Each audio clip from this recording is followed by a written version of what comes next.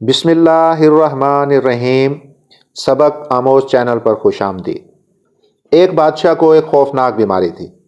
یونان کے حکیموں کی ایک جماعت نے اتفاق کیا کہ اس درد کی کوئی دوا نہیں ہے مگر اس آدمی کا پتا جس میں یہ صفتیں ہوں۔ بادشاہ نے ایسے آدمی کو تلاش کر کے طلب کرنے کا حکم دیا۔ ایک ذمہ دار کے لڑکے کو اس شکل و صورت کا پایا جیسا کہ حکیموں نے کہا تھا۔ اس کے باپ اور ماں کو بلایا اور بے انتہا نعمت دے کر خوش کر دیا، اور قاضی نے فتویٰ دیا کہ بادشاہ کی جان کی سلامتی کے لیے رعایا میں سے ایک کا خون بہانا جائز ہے۔ جلاد نے ارادہ کیا، لڑکے نے آسمان کی طرف سر اٹھایا اور مسکرایا۔ بادشاہ نے پوچھا، ایسی حالت میں ہنسنے کا کیا موقع ہے؟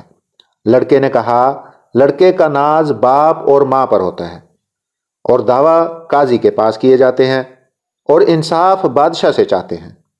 اب باپ اور ماں نے دنیاوی مال و دولت کے واسطے مجھ کو قتل کرنے کے لیے سونپ دیا، اور قاضی نے میرے مار ڈالنے کا فتویٰ دے دیا، اور بادشاہ اپنی بہتری میری ہلاکت میں دیکھتا ہے، اور سوائے خدائے بزرگ و برتر کے میں کوئی جائے پناہ نہیں دیکھتا۔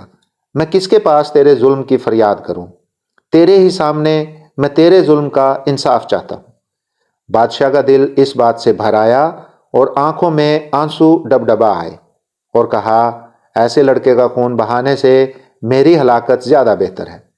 اس کے سر اور آنکھوں کو چوما اور گود میں اٹھا لیا اور آزاد کر دیا، اور بے اندازہ مال و دولت عطا کیا۔